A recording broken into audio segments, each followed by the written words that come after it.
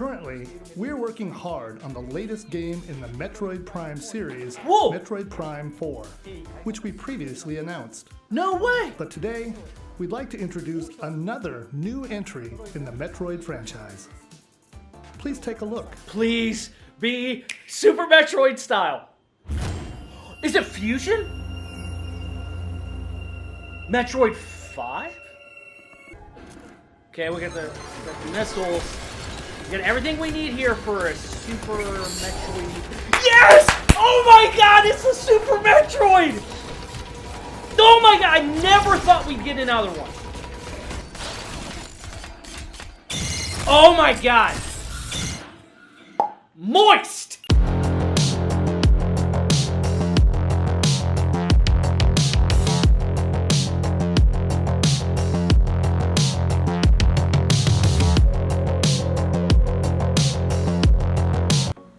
Hello everyone, and thank you so much for watching. Dang, what an E3. I'm going to admit, I'm still kind of suffering from whiplash from the entire event.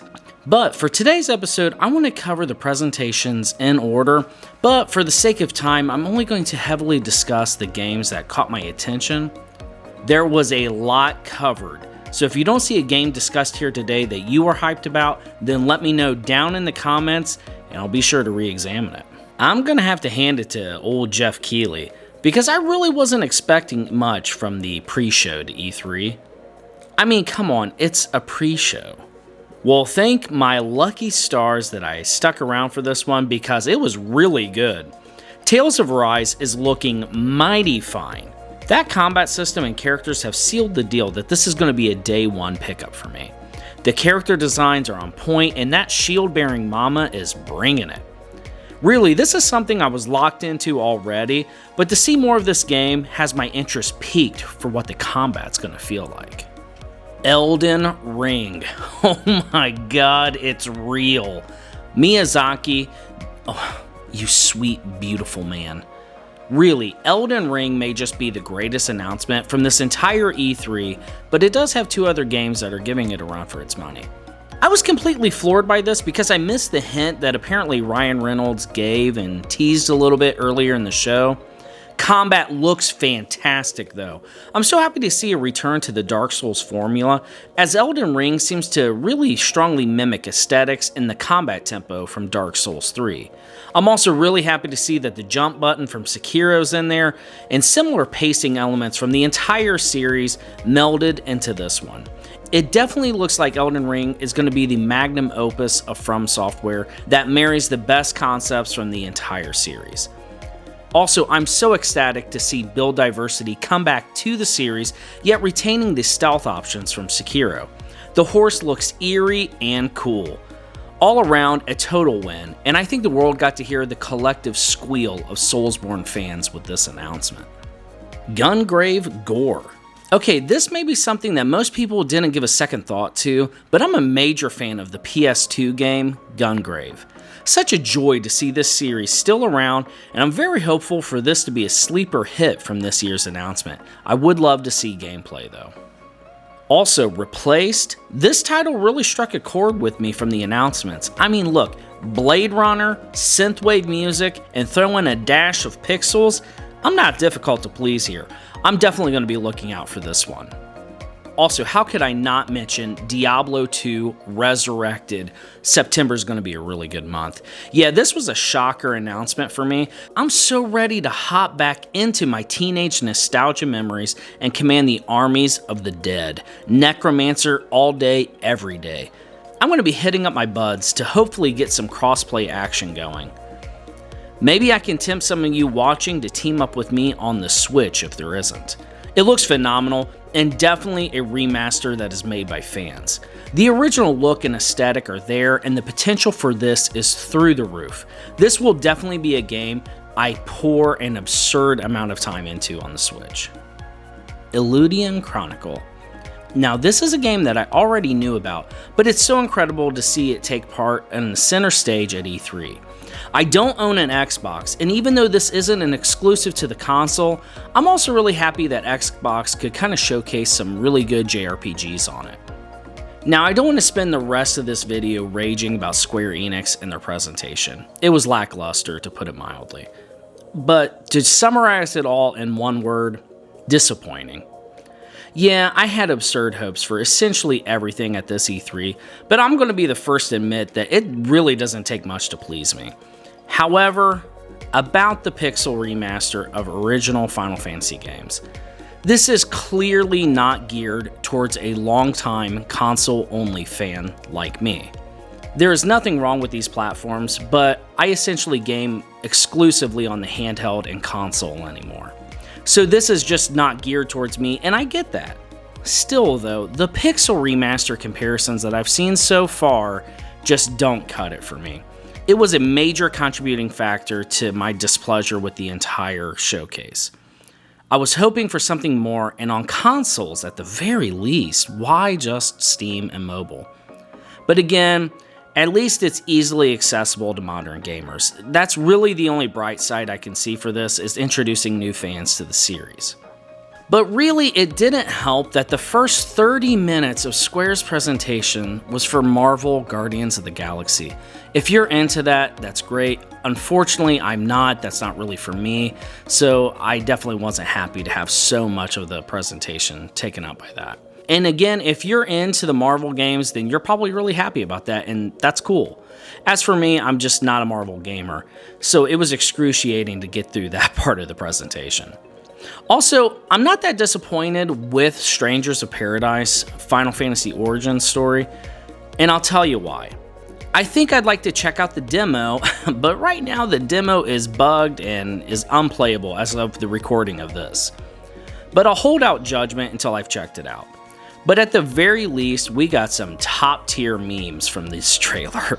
Yikes, it was painful at the time to see all that chaos, but it will live forever in Meme Town from now on. And hey, it could be my next Meme Soul series. There was one game in particular though that I think is going to be a sleeper hit from Square Enix's presentation, and that's Babylon's Fall. It's probably the best takeaway from the whole presentation in actuality. Now, I was asked on Twitter why I was positive about this and hopeful for the game, because there's a lot of negativity surrounding it. And that's because I think it had the misfortune of being in the rough Square Enix presentation. Look, Platinum doesn't make bad games. I really think there's a lot of potential here with a co-op Platinum action RPG. I think this could be a really solid game, so keep an eye on it for more info. Capcom had two games that really stuck out to me. I think Monster Hunter Stories 2 looks solid enough. I love the aesthetic and the gameplay that was shown.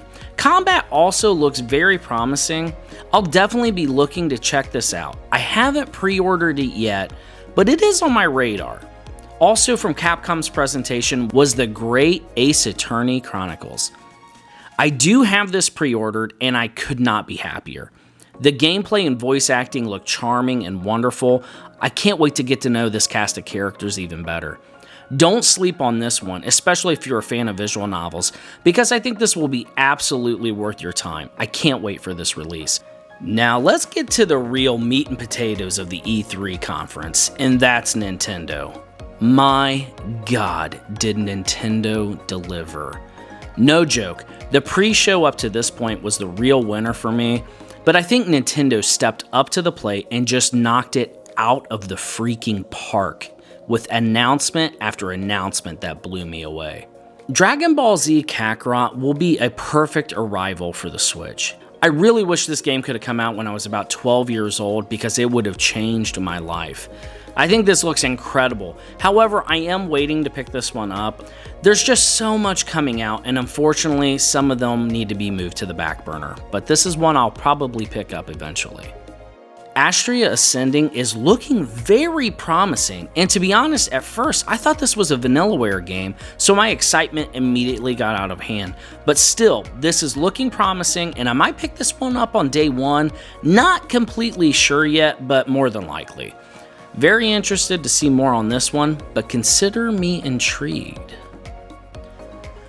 Now, earlier this year, I was devastated when I wasn't able to find the Danganronpa games at a decent price on the Vita. I relented and spent like $20 and picked up the trilogy on the PS4. However, as a father, it is really difficult for me to find extended periods of time to game on a console.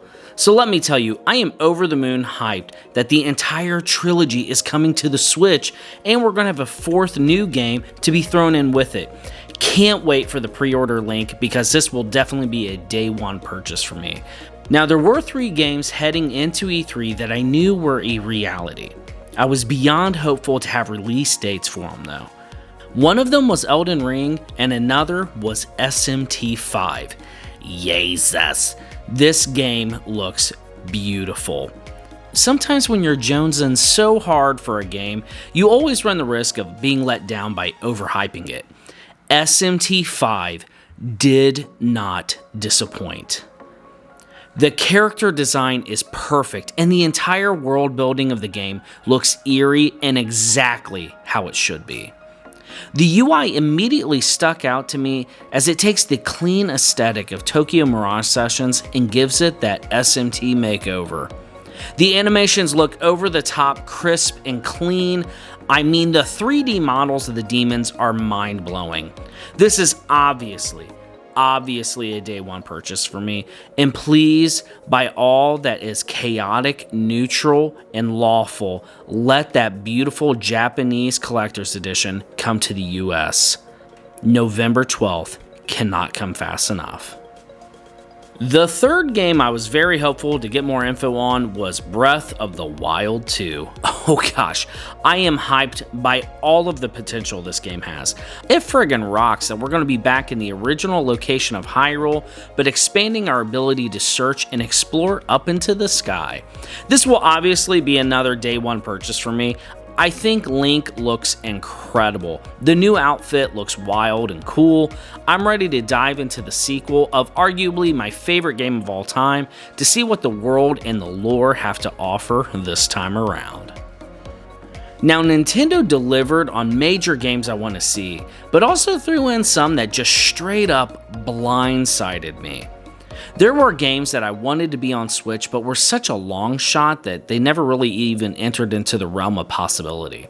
Advance Wars coming to Switch, yes, this is fantastic. I think this will be the perfect co-op game with friends, and I was shocked to see this announcement. Also, Fatal Frame Maiden of Blackwater, this blew me away, and there'll also be a day one purchase for me. I'm really hoping for this to come in a physical format, however, this will be the perfect game for this Halloween. Fatal Frame 2 is in my top 5 scariest games of all time, and that game is incredible, so I can't wait to check this one out.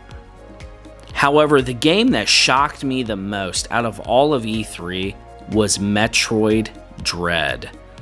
This was so out of left field for me, and the fact that they're making another 2D Metroid just left me floored. I mean, I'm still reeling from this release even as I'm recording my audio. I could not be happier for this. I was able to snag a pre-order from GameStop, so this is definitely already a day one purchase for me. The fusion feel to this game mixed with those visuals and combat just blew my mind. I could not be more overjoyed with Nintendo's showcase, even if they didn't show the Nintendo Switch Pro, which, I mean, it has to be a thing, right? Right? Thank you so much for watching my thoughts on this year's E3. So many incredible announcements, and I know I didn't cover them all, so let me know down in the comments what games have you ecstatic from this year's E3. Did you think this E3 was good overall? I'd love to know. Like this video if you liked it, subscribe, and hit that notification bell so we can keep hanging out in the future. And until then, I'll see you all next time.